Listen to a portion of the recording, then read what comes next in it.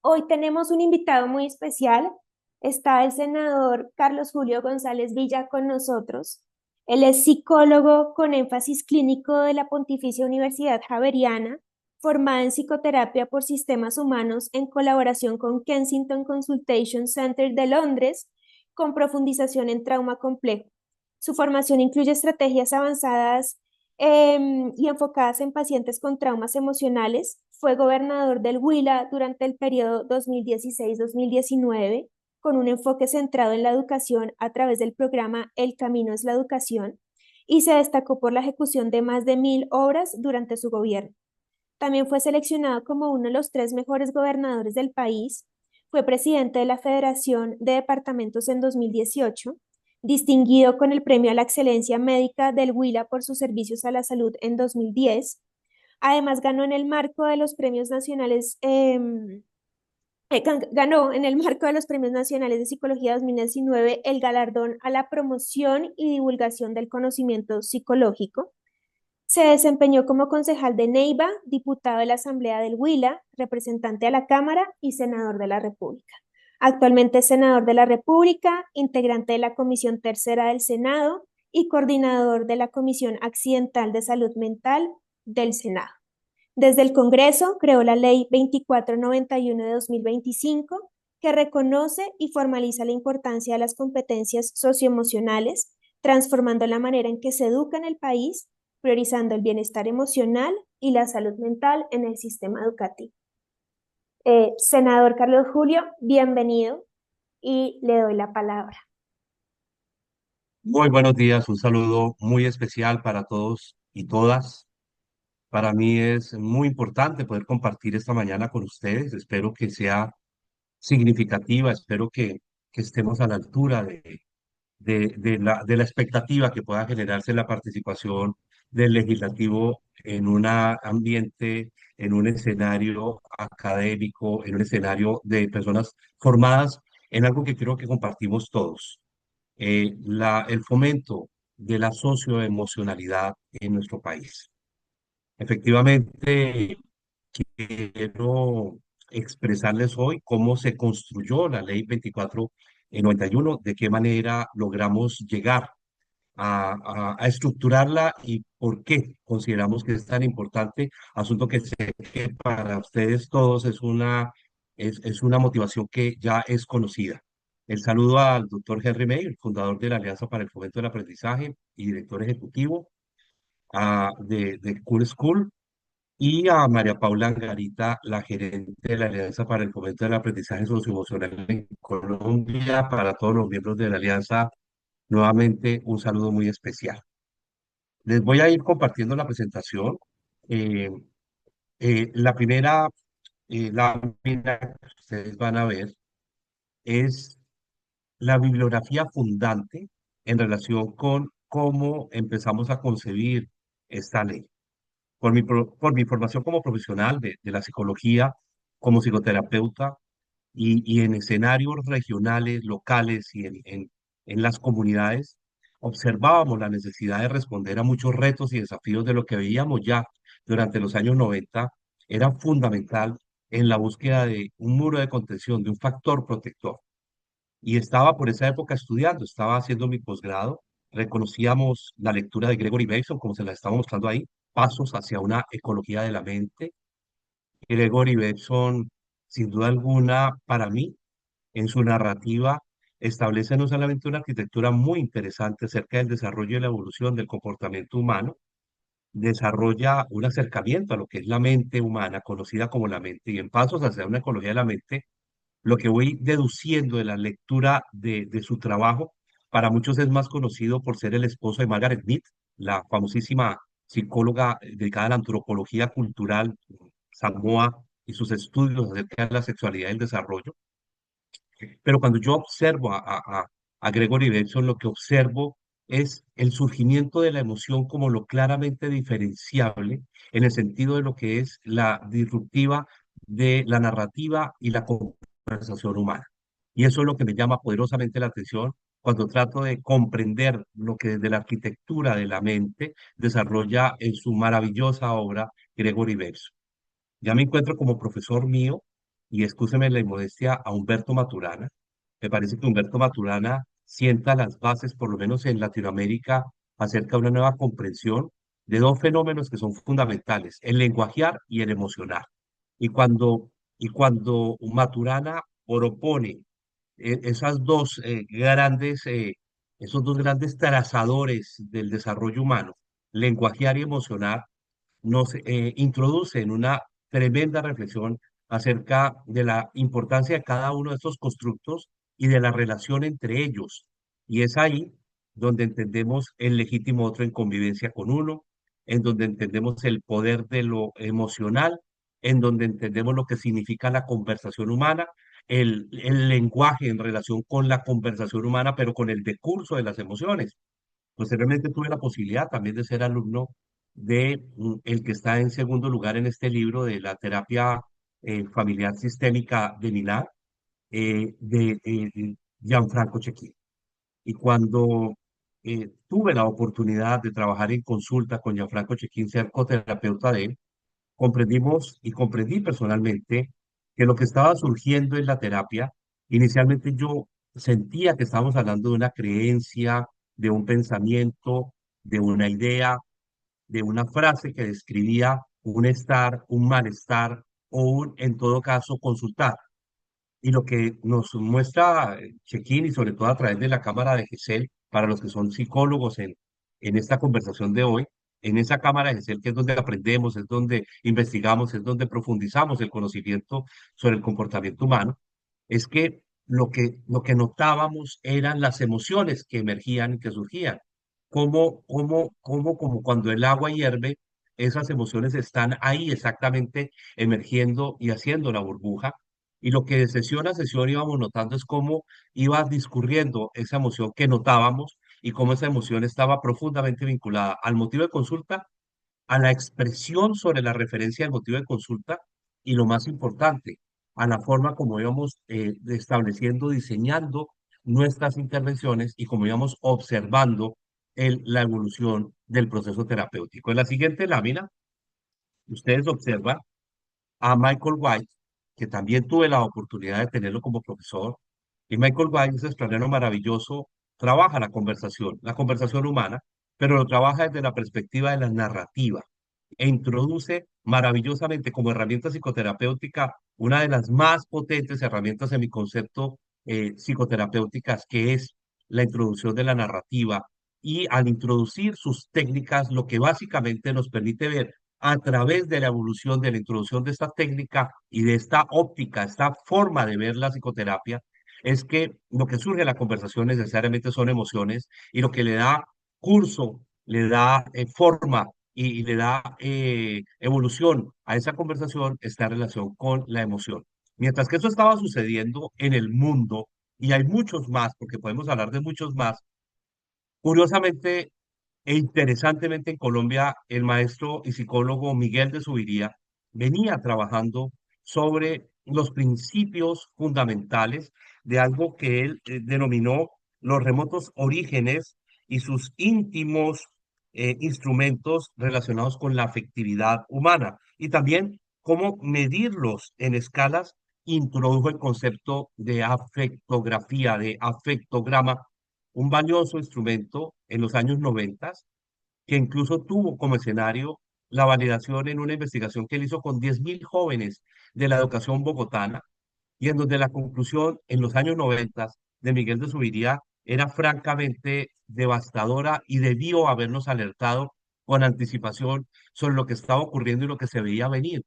Él dijo, y esa fue una conclusión de su trabajo basado en su aproximación en ese momento a lo que llamaban competencias o él denominaba competencias afectivas con su grupo de trabajo, que de cada 10 jóvenes colombianos, entre 6 y 7 eran incompetentes afectivamente. O sea, eso nos mostró un panorama muy preocupante al que no le pararon bolas la mayoría de tomadores de decisión. En la siguiente lámina pueden observar ustedes el modelo del afectograma ya, digámoslo, implementado y circunscrito, por ejemplo, a Miguel en el centro, a sus relaciones con profesora, novia, hermano y compañero. y cómo va mostrando eso que significa en la cotidianidad, cómo nos manifestamos, cómo nos expresamos y cómo nos relacionamos en términos de competencia afectiva con, por ejemplo, en términos de sumisión, jerarquía, poder y autoridad con nuestros profesores o con nuestros subalternos, porque va en doble vía, de qué manera se relacionan en la parte afectiva y emocional con la pareja, con un hermano, hermana, o con un compañero, compañera de colegio o de trabajo. En este caso, pues él estaba trabajando con niños, niñas y jóvenes y básicamente los entornos estaban obviamente relacionados con los entornos escolares. Por ejemplo, la asunción de críticas, la disposición en el razonamiento interpersonal, en la aproximación a los conceptos de amistad, la explosión en relación con los conceptos de soledad y compañía, la receptividad, el tipo de diálogo, el concepto de rechazo, aceptación, y todo eso fue mostrándole a De Subiría, que muy interesantemente lo planteó, una muy valiosa evaluación de lo que en su momento en Bogotá, una capital, denominó la evaluación de competencias afectivas. En el mundo y en la próxima lámina lo vemos, pues ya surgía un fenómeno literario y muy interesante desde el punto de vista de la conexión entre la literatura que se consideró en ese momento de autoayuda, realmente no lo es, no lo es, no podría ni debería serlo, y la literatura relacionada con educación y comportamiento. Surgió mucho y tuvo mucho eco en los padres de familia y en algunos educadores y modelos educativos del mundo, no solo del país. Y es la presencia de Daniel Goleman, que no es el creador del concepto de inteligencia emocional, es una persona que de forma mucho más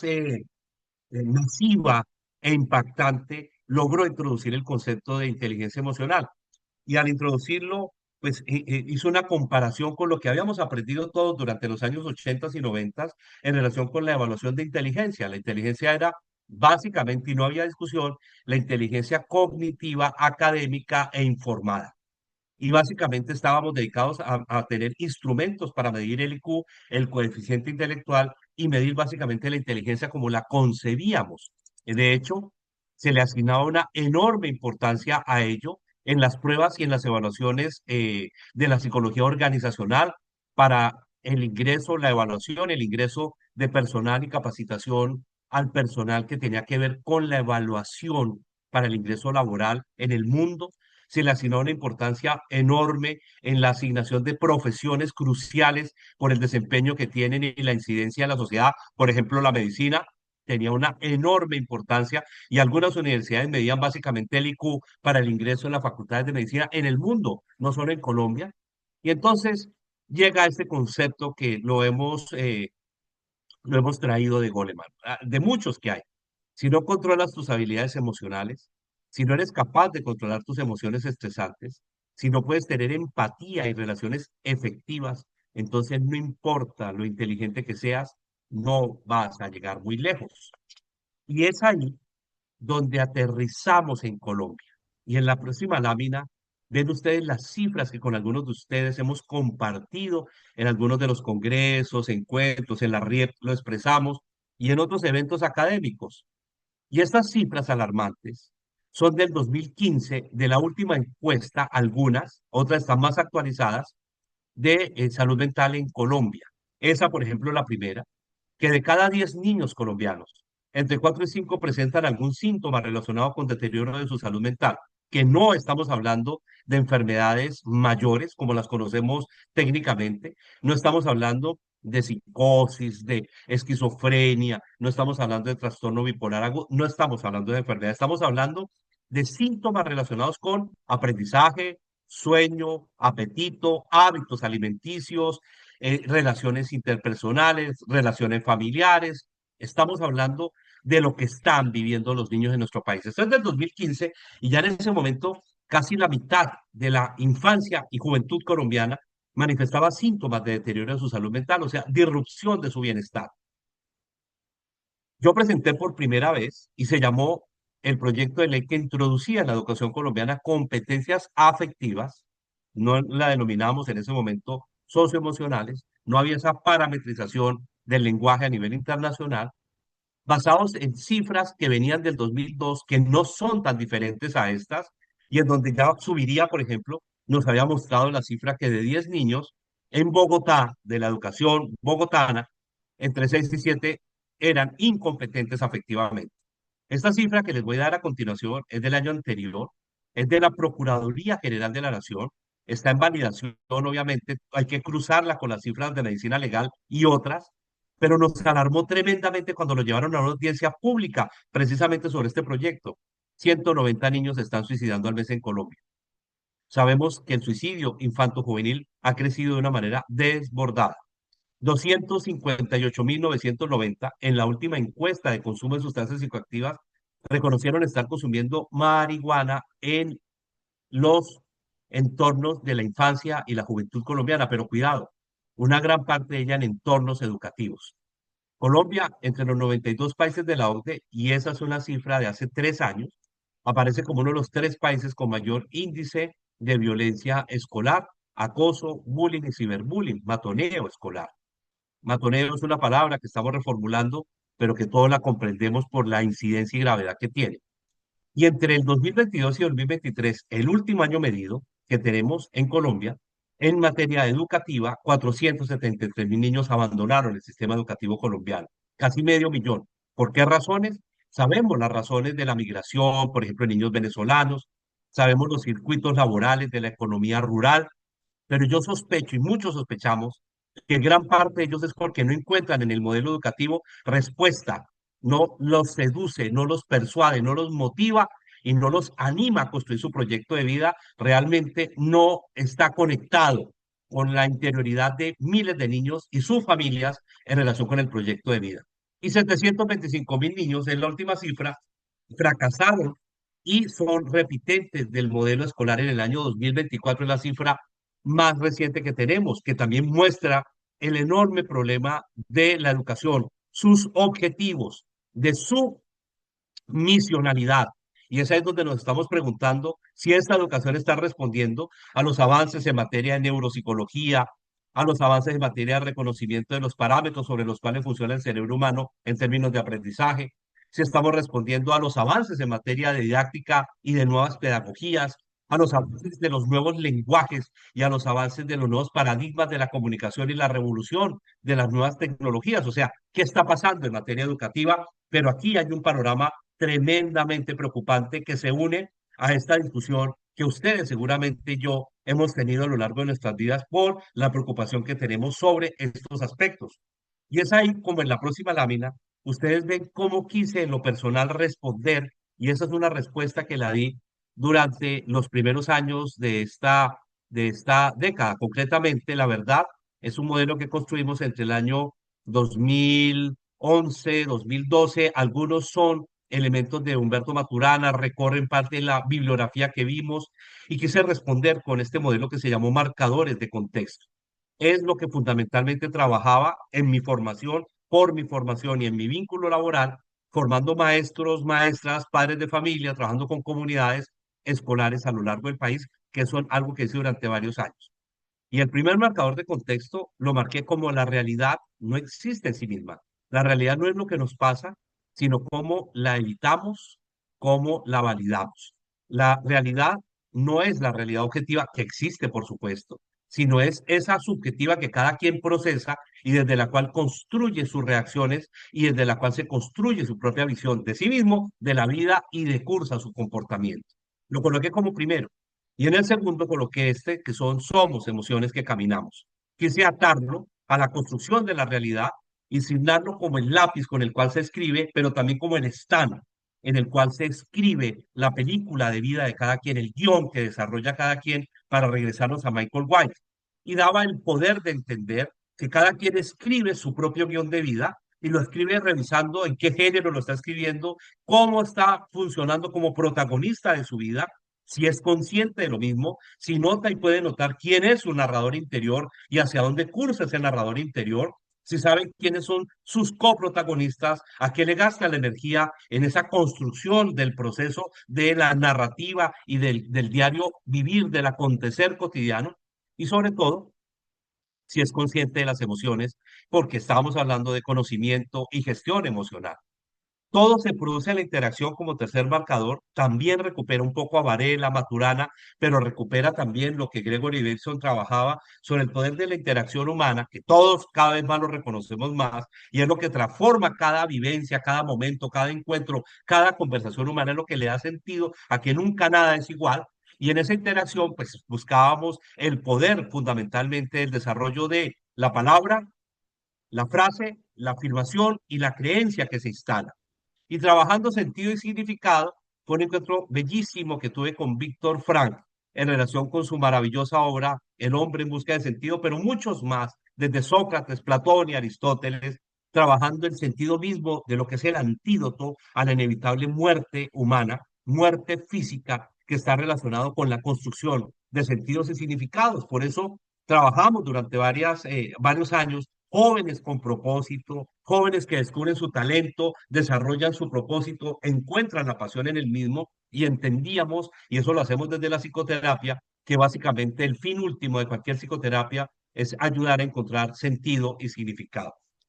En la siguiente lámina ven ustedes que de producto de todo esto surgió la ley 2491.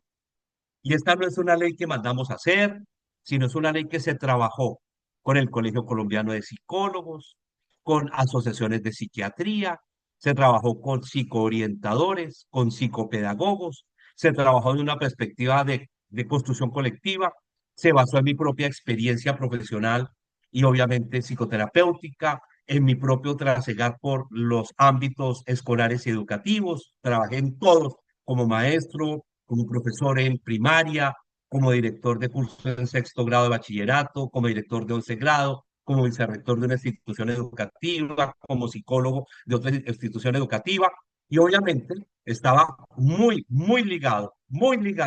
a lo que es las preguntas que yo me hacía sobre cómo responder a lo que veíamos en las escuelas de padres de familia y en los casos que traíamos cada vez que los mismos padres nos pedían trabajáramos, a los jueves de trabajo con los maestros, que eran los días que aplicábamos en una institución educativa donde llevaban los casos problemáticos y problematizados, a lo que era la consulta profesional y también a todo lo que yo enseñaba en una universidad y lo que escuchaba de mis propios alumnos, muchos de ellos maestros, maestras, psicoorientadores o orientadores escolares que se preguntaban sobre cómo reaccionamos ante una realidad que estábamos observando. Y ahí surge, pues la primera vez surge competencias afectivas en el año 2004 y 2005. Nunca pudimos que cursara. El COVID-19 tal vez despertó alguna sensibilidad y desnudó la verdadera realidad de la salud mental en el mundo y en Colombia y probablemente nos ayudó enormemente. En esa época no hubo ese ámbito de receptividad y ahí quedó como un proyecto al cual le faltó un solo debate en el año 2009-2010.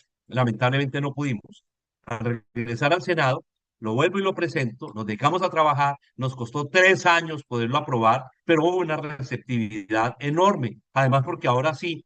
tenemos una comisión accidental de salud mental que a propósito estoy coordinando y en donde hay muy valiosas senadoras y senadores que tienen un gran compromiso con la salud mental de la niñez y de la juventud colombiana. Este proyecto de ley no es una cátedra,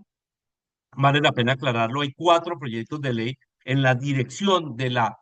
socioemocionalidad. Hay uno que efectivamente crea una cátedra y me parece muy valioso, también lo apoyamos. Este no crea una cátedra, este lo que incorpora es transversalmente el componente de competencias socioemocionales al sistema educativo colombiano a través de los proyectos educativos institucionales y lo que crea es un ecosistema que tiene formación docente, que tiene conversación con las universidades colombianas sobre la formación del capital humano en esta materia, que promueve y estimula las especialidades y maestrías en estas materias y en este componente de la socioemocionalidad, que también forma padres de familia a través de las escuelas de padres de familia y capacita el capital humano para que lo haga adecuadamente y que crea un comité de expertos en el Ministerio de Educación para que ese comité científico valide las guías, procesos, procedimientos, modelos de intervención transversal del componente socioemocional al ecosistema educativo colombiano. Tiene muchísimos más aspectos. Crea los equipos al interior de la institución educativa para que esos equipos no solamente lineen las actividades, estrategias, acciones y capacitaciones relacionadas con ello, sino también un equipo para que identifique aquellos niños, niñas y jóvenes que ameritan acompañamiento, seguimiento o derivación al sistema de salud, que a propósito también lo hemos transformado con la ley de salud mental para poder recibir la carga que venga desde la educación y poder no tener bloqueo ni negación de servicios en materia de salud mental para aquellos niños, niñas y jóvenes que necesiten apoyo de carácter profesional en materia del desarrollo de su socioemocionalidad. ¿En qué nos basamos para la ley? En el modelo pentagonal de Rafael Vizquerra. Nos pareció, además nos asesoró, que era un modelo probado, que es un modelo con gran evidencia científica, que es un modelo muy serio, que tiene más de 40 años en estudio y que está aportándole en varios países y en varios sectores ya con evidencia, resultados claros y resultados concretos. Los seis, las seis categorías son la conciencia emocional, la autonomía emocional, la regulación emocional, las habilidades sociales, las habilidades para la vida y el bienestar y la cultura del autocuidado y la prevención en materia de salud mental. Yo, en la siguiente lámina, pues les cuento básicamente qué busca la ley. La ley instaura la inclusión obligatoria. Lamento que haya tenido que ser obligatoria, pero no existe otra oportunidad para dar a los tomadores de decisión el marco legal y jurídico para hacerle no solamente seguimiento, sino evaluación a las políticas públicas. Entonces tocó que fuera obligatorio y transversal al proyecto educativo institucional. Respetamos esa autonomía, idiosincrasia, diferencias, todo ese relacionamiento que hay desde cada proyecto educativo institucional del país, públicas y privadas, y desde el preescolar hasta el 11 grado de bachillerato en zonas urbanas y rurales. También pueden los y las universidades establecerlo, incorporarlo de acuerdo a su autonomía universitaria en la educación superior de Colombia. ¿Por qué es importante? Porque es la primera vez que el Estado colombiano reconoce, es la primera vez como un derecho el bienestar emocional de los estudiantes. Yo creo que esta ley, que es en mi concepto madre de las otras tres leyes, que las subsume y las organiza, va a tener como resultado una nueva era para la educación colombiana. No va a ser fácil. Vamos a depender mucho de personas como ustedes, de aliados estratégicos, de una gran apropiación social y comunitaria, de una gran sensibilidad hacia los educadores de este país, hacia las comunidades escolares, los padres de familia, sus consejos directivos, los tomadores de decisión, las directivas y los rectores, para que eso se convierta paradigmáticamente en una revolución positiva en este país, pero básicamente lo que queremos es dar un factor protector a la infancia y la juventud colombiana. ¿A quién beneficia en la próxima lámina? Pues evidentemente a toda la comunidad educativa, pero beneficia directamente a la sociedad, en donde consideramos que la educación empieza a complementarse de una manera virtuosa entre lo cognitivo, conductual, académico, informativo y lo comportamental, socioemocional, reactivo a la construcción del proyecto de vida humana. ¿Qué es la educación emocional? Pues para todos ustedes es claro que debíamos tener un referente y como utilizamos el modelo pentagonal de Rafael Vizquerra, decidimos también por considerarlo apropiado asumir la, digamos, la formación como él la concibe en el proceso educativo. Esa definición es un proceso educativo continuo y permanente que pretende, ahí viene la palabra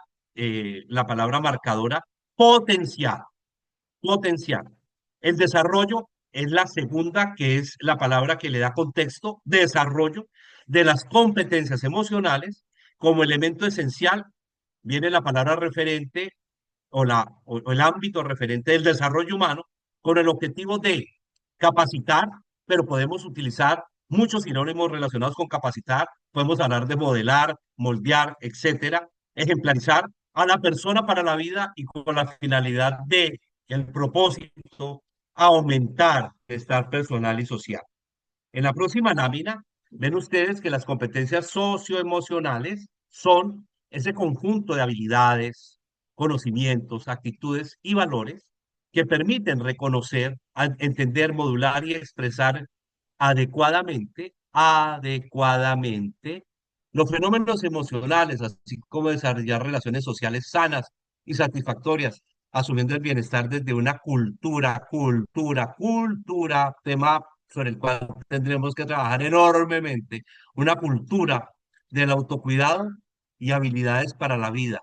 Son el objetivo central de la educación emocional. ¿Qué desarrollan los estudiantes? Pues desarrollan de manera continua y acorde con cada etapa de su vida. Reconocemos los valores del ciclo cronológico, las 6 categorías que ya hemos mencionado, y además fomentan y dimos estos objetivos puntuales para que el ministerio pueda medirlos cuando asignen y validen la parametrización de guías, modelos, o cuando el comité de expertos trabaje sobre los impactos y la rendición de cuentas que deben dar, la prevención de la violencia, del acoso, del ciberbullying, la convivencia escolar y la resolución pacífica de conflictos. O sea, esos quedaron como los escenarios claramente en donde medimos los impactos de la inserción de las competencias socioemocionales en la educación colombiana.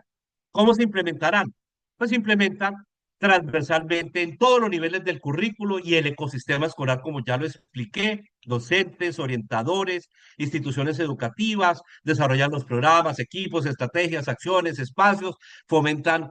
todas las que fomentan estas competencias. Y se crea la mesa técnica de las cuales ya le hablé, que se va a fundir con las otras leyes, va a ser un comité de expertos y un comité científico, y hay un comité de monitoreo. Además, debe existir un observatorio alrededor de él para básicamente validar no solamente el diseño de guías, sino validar, porque existe mucha producción en el mundo. Nos hemos encontrado con maravillosas experiencias a lo largo y ancho del país. Un laboratorio de educación emocional en Anserma, Caldas, me lo encontré hace 3 semanas, para citar el caso más reciente, en una zona rural, en una institución educativa rural, y no se imagina cómo me explotó la cabeza cuando vi lo que venían haciendo, la dedicación, la seriedad, la rigurosidad con la cual están trabajando. Esta mesa, obviamente, es la que se encarga y es la que tendrá un papel relevantísimo en el seguimiento semestral y los estudios de impacto bianuales que deben presentarse. En la siguiente lámina vemos qué son las rutas de atención y por qué son importantes. Obviamente creamos las rutas porque debe garantizar la atención, la protección, el restablecimiento de derechos de acuerdo a la legislación vigente, y cómo cada una de las instituciones educativas debe claramente identificar situaciones que requieran atención emocional o psicológica derivada de los casos reales de apoyo, los programas especializados. Esta no es la función de la institución educativa, remite, deriva, refiere y hace seguimiento. Y cómo se deben establecer rutas y planes de seguimiento individualizado para estudiantes con afectaciones en su salud mental o derivaciones en relación con su socioemocionalidad, o cómo cada institución educativa deberá conformar los comités encargados de analizar casos y equilibrar necesidades académicas con el fortalecimiento de las competencias socioemocionales. Y en esos últimos 5 minutos, creo que me extiendo 5 minutos del tiempo que había sido señalado, abusando de ustedes, pero con la emoción de poder compartir con un grupo de personas tan especiales, porque sé su compromiso y por eso me parece tan importante su presencia en el ámbito de lo que se va a significar la implementación de esta ley. Yo propongo, y esto es para validación, aclaro, como psicoterapeuta, pues que en la medida en que avanzaremos los comités científicos o el comité científico, el comité expert, comités de validación, de seguimiento, el observatorio, las universidades, los grupos especializados, procesos como el de ustedes, que tienen una alianza precisamente para el fomento, todos quienes tienen esa idoneidad, experticia, experiencia, capacidad de análisis, reflexión, conocimiento, formación, pues seguramente será así. Eso simplemente lo hago a modo de ejercicio netamente académico y netamente profesional. Y es que los derivamos en competencias básicas de acuerdo a la cronología y el proceso de ruta de vida, desde las básicas, como la identificación, reconocimiento y rotulación de emociones, quien no reconoce que esa es la esencia de cualquier gestión emocional, la introspección y apropiación de ellas, el reconocimiento de los vínculos y los afectos donde se dan todas las grandes vicisitudes, dificultades problematizadas que se llevan al consultorio y que son parte de las afectaciones que vemos permanentemente. El discernimiento desde ellas, estoy hablando de las emociones, del autoconcepto y la autoestima, en donde están las bases solidificadas de la personalidad y la construcción fundamentada del comportamiento humano, y la motivación a 3 conceptos que, entre otras cosas, Vizquerra y otros me lo validaron en el último congreso, y es solidaridad, empatía y compasión. La solidaridad, entendida no como la entendemos socialmente, la empatía diferente a la forma como hablamos de simpatía, diferenciándola de simpatía o diferenciándola de otros adjetivos similares, más como el otro en relación conmigo y su legítima relación conmigo, y la compasión como una de las grandes y más importantes dimensiones de la construcción del comportamiento humano en relación con lo que nos hace verdaderamente humanos. En las medias, que es la que sigue, ustedes observarán la construcción de mi yo y mi realidad, que es centralmente el objeto de la educación, el legítimo otro de convivencia conmigo, que es el factor protector en relación ya con la gestión emocional, que comprende la diferencia y desarrolla el pensamiento crítico que tanta falta nos hace, que clarifica los roles, que es fundamental en la interpersonalidad, pero que también descubre los talentos y al descubrir el talento genera la pasión. Ahí está el libro del maestro Guillermo Carvajal, Creando Talentos, y la educación en función de la individualización de eso que significa el proyecto de vida que solamente se logra cuando se descubre el talento o los talentos y también finalmente se entiende el poder, la jerarquía, la autoridad y al entenderlo nos ubicamos relacionalmente con ellos. Y en las últimas, y la última lámina en las avanzadas, pues obviamente el yo y mi sexualidad. Y no es que lo abandonemos desde los primeros y más significativos años del desarrollo de la vida. Todo el tiempo se está desarrollando. Recordamos las épocas del desarrollo de la sexualidad humana. Recordamos las fases que van desde la oralidad, la analidad, el Edipo, desde la aproximación dinámica. Entendemos lo que significa la sexualidad, pero lo dejamos en las avanzadas, en la consolidación del yo y mi sexualidad y todo lo que ello tiene que ver con la armonización, el equilibrio interno y la expresión externa. La conciencia, ahí hablamos del plano superior, de la expresión y regulación de mis sentimientos y afectos, el valorar y entender mis relaciones para saber, ya en la construcción del guión de vida, a qué le dedico mi valor, mi tiempo, qué priorizo, a qué le dedico mi energía fundamental, a qué le gasto, a qué coprotagonistas les doy la entrada en mi propia biografía. El desarrollo de la autonomía, que sin duda alguna es un principio fundamental de los fines de la educación, la construcción desde esa autonomía de mi propio proceso decisional, que es tomando decisiones, que es el verdadero valor de cualquier proceso educacional y educativo, y yo le introduzco como psicoterapeuta el descubrimiento de mi narrador interior, el descubrimiento, el notar y el darle el poder a ese narrador interior para que diseñe mi propio proceso de construcción de mi guión de vida y obviamente siendo autor y protagonista de mi propio guión de vida. Esa es una propuesta que me parece muy interesante traérsela a ustedes por lo valioso de su opinión, de sus comentarios al respecto y espero pronto poder tener una conversación, ojalá presencial con ustedes. Yo sigo resintiendo lo virtual. Lamentablemente soy de piel y mirada directa y siempre me hace mucha falta encontrarme con las personas de manera muy directa. Así que espero que ojalá en una próxima oportunidad pudiésemos encontrarnos personalmente y seguir profundizando lo que hoy se está haciendo. Termino diciéndoles que el Ministerio de Educación tiene 6 meses para producir la reglamentación de la ley y a los 6 meses debe entregar ya la conformación del comité de expertos, debe dar los lineamientos de la aplicación de la ley, debe construir toda la reglamentación de la misma y seguramente ahí volveremos a tener una conversación porque ahí es donde se sientan las bases para que este proceso realmente sea exitoso y contribuya a disminuir las cifras de las cuales hablamos más temprano y cumpla los objetivos que aquí estamos trazando.